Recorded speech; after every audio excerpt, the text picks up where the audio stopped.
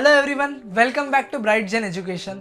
आज हम लोग चैप्टर नंबर 3B के मोस्ट इम्पॉर्टेंट क्वेश्चन को टैकल करने वाले हैं, जो कि आपके इकोनॉमिक्स के पेपर में कभी कभार 4 या कभी कभार 8 मार्क्स के लिए भी आ सकता है। तो उस टॉपिक का नाम है इलास्टिसिटी ऑफ डिमांड। डिमांड तो आपको पता है, demand is desire backed by ability to pay plus willingness to purchase, यानी मेरी इच्छा होनी चाहिए, मेरे जेब में पैसे होने चाहिए और ये दोनों होके मेरी इच्छा होनी चाहिए कि मैं वो प्रोडक्ट खरीद लूँ, तो ही उसको मैं क्या बोलूँगा, डिमांड। अभी ये इलास्टिसिटी क्या होती है? इलास्टिसिटी समझने से पहले मैंने आपको डिटर्मिनेंट्स ऑफ डिमांड पढ़ाया था।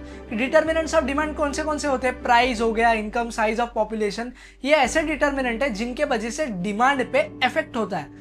मान लो प्राइस अगर बढ़ी तो डिमांड क्या होगी, कम हो जाएगी, बट कितने परसेंटेज से कम होगी? यानी कि अगर 10% से प्राइस बढ़ गई तो 20% से डिमांड कम हो जाएगी।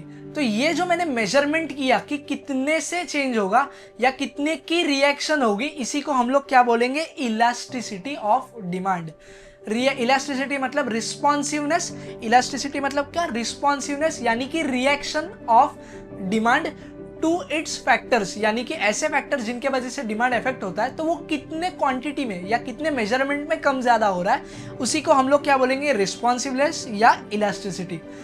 Elasticity, the degree of responsiveness of quantity demanded of a product to its change in factors variables affecting it, यानी कि जो फैक्टर्स डिमांड को अफेक्ट करते हैं तो डिमांड कम ज्यादा होता है, तो वो कितने क्वांटम में या कितनी क्वांटिटी में कम ज्यादा होता है, उसको मेजर करना ही हम लोग इलास्टिसिटी कहते हैं। इलास्टिसिटी के 3 मेन टाइप्स है। सबसे पहला है price elasticity, second income elasticity और तीसरी है क्रॉस इलास्टिसिटी। अभी इन तीनों को हम लोग एक एक करके डिटेल में पढ़ते हैं कि ये होते क्या है। सबसे पहली जो इलास्टिसिटी का टाइप है दैट इज प्राइस इलास्टिसिटी, यानी कि प्राइस बढ़ने या कम होने से डिमांड को क्या इफेक्ट होता है और कितने क्वांटम में इफेक्ट होता है, उसको समझने का तरीका है प्राइस इलास्टिसिटी।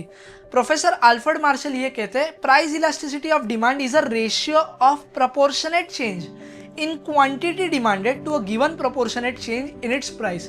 अभी आपको सुन के डर लगा रहेगा, कुछ नहीं, मान लो एक प्रोडक्ट की प्राइस पहले 50 रुपए थी, अभी वो तब हम लोग उस प्रोडक्ट की डिमांड एक 10 किलो करते थे, बट अगर उस प्रोडक्ट की जो प्राइस है वो 100 रुपए हो गई, तो हम लोग उसकी डिमांड कम करके 5 कर देंगे। तो प्राइस कितना बढ़ा, 50 रुपए से, और डिमांड कितनी कम हुई, 5। तो 50/5 इलास्टिसिटी क्या हो जाएगा, 10 हो जाएगा। तो इसी को हम लोग कहते हैं प्राइस इलास्टिसिटी। प्राइस कम या बढ़ने से उसका रिस्पांस, डिमांड क्या दे रहा है और कितना दे रहा है, उसी को हम बोलते हैं elasticity of price. Elasticity of price का फॉर्मूला है percentage change in quantity demanded, यानी कि कितनी क्वांटिटी डिमांड में चेंज आया। जैसे पहले 100 रुपए का सामान हम लोग डिमांड करते थे, अभी 50 रुपए का कर रहे हैं, तो चेंज कितना हुआ, 50 रुपए का। तो upon percentage change in price, पहले 100 रुपए कीमत थी, अभी कितनी हुई, 50 रुपए, तो चेंज इन प्राइस कितना हुआ, 50। तो ऊपर भी कितना, 50 और नीचे भी 50, तो आंसर कितना आ जाएगा, 1 रुपए। नेक्स्ट है EP, elasticity of price is equal to percentage change in quantity upon percentage change in price. ये कुछ नहीं, ये जो मैंने लिखा है ना, इसी का सिंबॉलिकल रिप्रेजेंटेशन है। तो प्राइस इलास्टिसिटी सिंपल टर्म्स में प्राइस कम या बढ़ने से डिमांड में कितना उसका इफेक्ट हो रहा है, डिमांड कितनी रिस्पॉन्स या रिएक्ट कर रही है, उसी को हम लोग बोलेंगे price elasticity of demand. Next जो टाइप है इलास्टिसिटी का that is income elasticity. Price elasticity में क्या देखा, बाकी सारे फैक्टर्स कांस्टेंट थे, बट क्या चेंज हो रहा था, प्राइस। यहाँ पे इनकम इलास्टिसिटी में बाकी सारे फैक्टर्स कांस्टेंट रहेंगे, बट क्या चेंज हो जाएगा, इनकम। अगर इनकम बढ़ेगी तो डिमांड भी बढ़ेगी, अगर मेरी इनकम कम होगी तो मेरी डिमांड भी कम हो जाएगी। क्यों? क्योंकि इनकम और डिमांड में डायरेक्ट रिलेशन है। तो देखते हैं, income elasticity refers to degree of change, यानी कि कितना चेंज होता है किसमें, क्वांटिटी ऑफ डिमांड में to a change in income. Income बढ़ने, मान लो मेरी इनकम 1 लाख रुपए है, तो मैं डिमांड 50,000 रुपए की कर रहा हूं। अगर मेरी इनकम 2 लाख रुपए हो जाएगी तो मेरी डिमांड 1 लाख रुपए की हो जाएगी। तो ये जो चेंज हुआ क्वांटिटी और इनकम में, इसी को हम लोग इलास्टिसिटी ऑफ इनकम कहते हैं। अच्छा, यहाँ पे आपको y दिख रहा है, ये गलती से नहीं लिखा है। इनकम को इकोनॉमिक्स के टर्म्स में y से डिनोट किया जाता है। इनकम इलास्टिसिटी मतलब ही EY, यानी कि इलास्टिसिटी ऑफ इनकम, उसका फॉर्मूला क्या है, percentage change in quantity demanded, यानी कि कितनी डिमांड चेंज हो रही है, क्यों, किसके वजह से, जितनी मेरी इनकम चेंज हो रही है।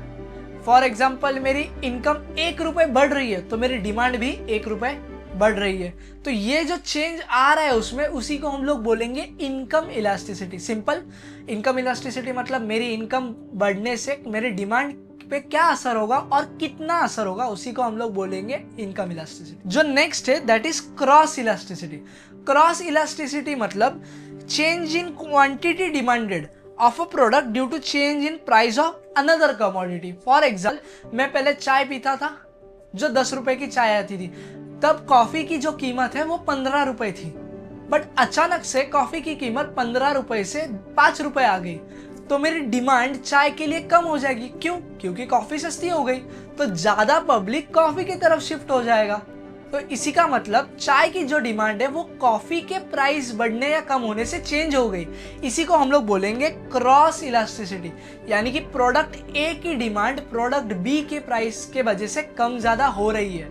जो एग्जांपल मैंने दिया, टी को आप प्रोडक्ट ए समझ सकते हो, कॉफी को प्रोडक्ट बी समझ सकते हो। टी की डिमांड कम ज्यादा तो हुई, बट किसके वजह से, कॉफी की प्राइस कम या ज्यादा होने के वजह से। अगर टी की डिमांड कम ज्यादा हुई तो उसी को हम लोग क्रॉस इलास्टिसिटी बोलते हैं। क्रॉस इलास्टिसिटी का फॉर्मूला क्या है, percentage change in quantity demanded upon percentage change in price, पर प्राइस किस चीज का, ऑफ अनदर कमोडिटी, यानी कि एक चीज की डिमांड कम ज्यादा होती है बट किसके वजह से, दूसरे प्रोडक्ट की प्राइस कम ज्यादा होने से।